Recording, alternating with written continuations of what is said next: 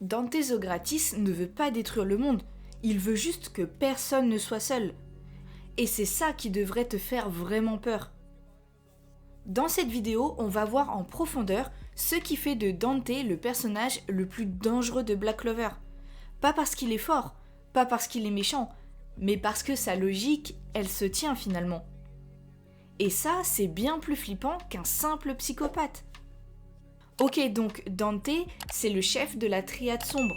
C'est le frère de Zénon et Vanica. Il a un corps habité par Lucifero, l'un des démons les plus puissants de l'univers de Black Clover. Sur le papier, c'est le Big Bad classique. C'est le boss final qui veut ouvrir les portes de l'enfer.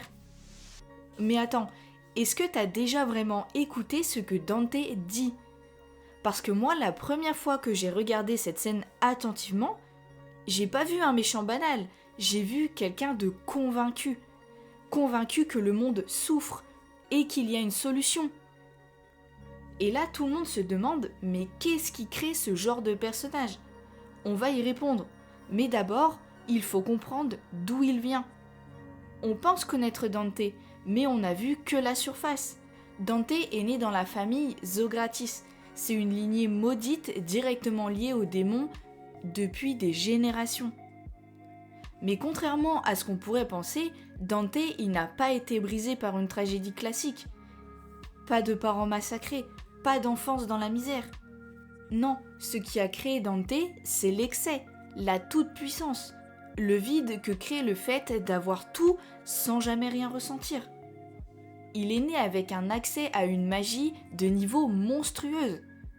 Et avec Lucifero qui cohabite en lui depuis toujours, Dante a une capacité de régénération quasi illimitée, une force physique hors norme, une présence magique qui écrase tout autour de lui.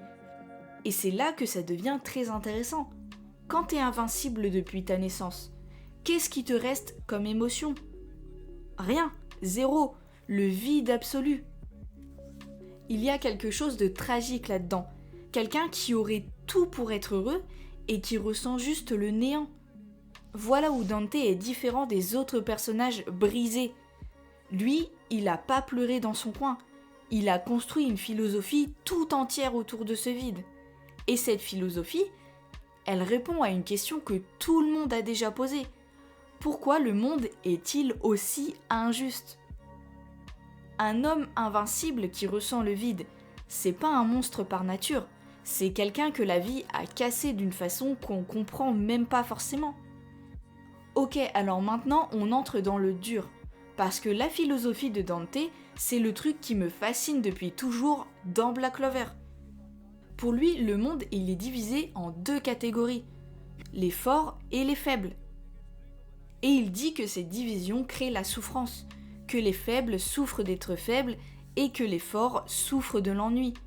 La solution, supprimer toutes les frontières entre les deux, en fusionnant le monde des humains et le monde des démons. Sur le papier, ça ressemble à du grand n'importe quoi. Mais attends, parce que si on creuse un peu, Dante dit « Si tout le monde a accès à la puissance démoniaque, plus personne n'est faible, plus personne ne souffre d'être dominé. » Et c'est vrai que c'est logique.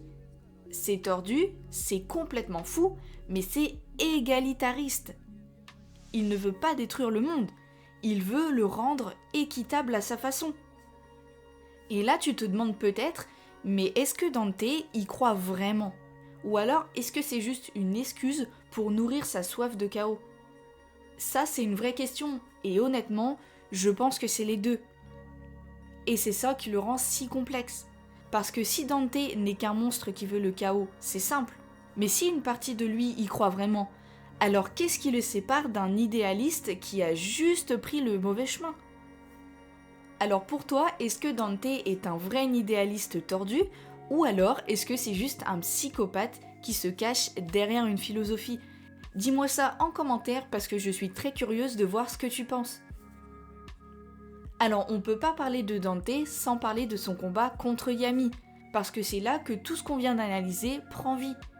Yami c'est le capitaine des taureaux noirs, l'étranger, l'outsider, celui qui a toujours dû se battre pour prouver sa valeur dans un pays qui le rejetait.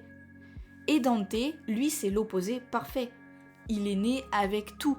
Il n'a jamais eu à prouver quoi que ce soit.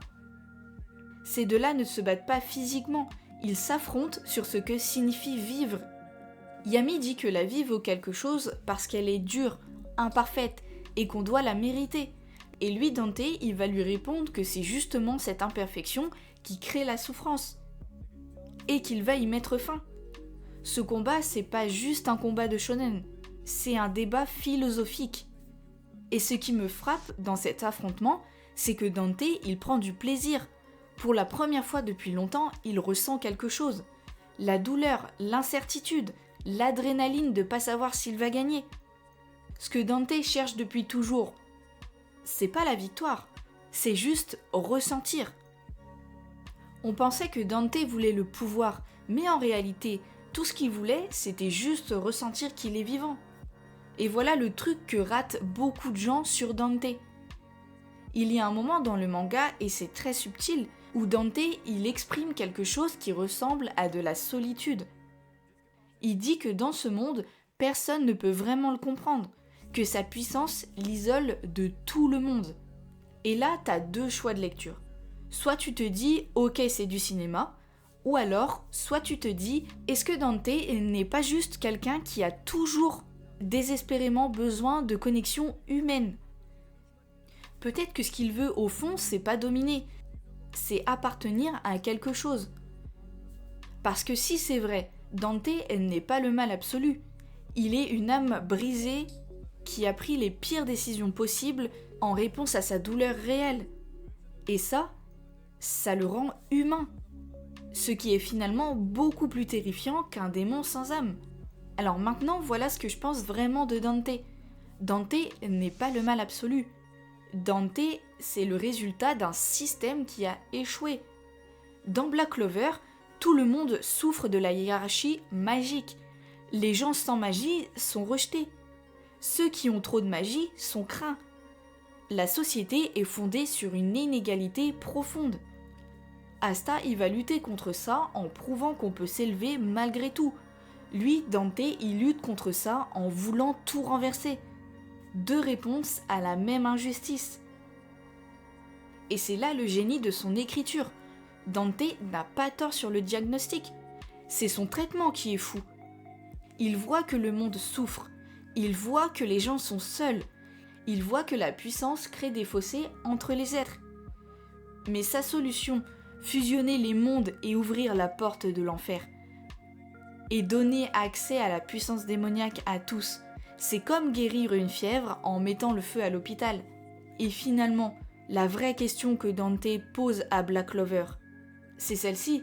Est-ce qu'on peut être le héros de sa propre histoire tout en étant le monstre de celle des autres? Je pense que la réponse est oui, et Dante en est la preuve parfaite.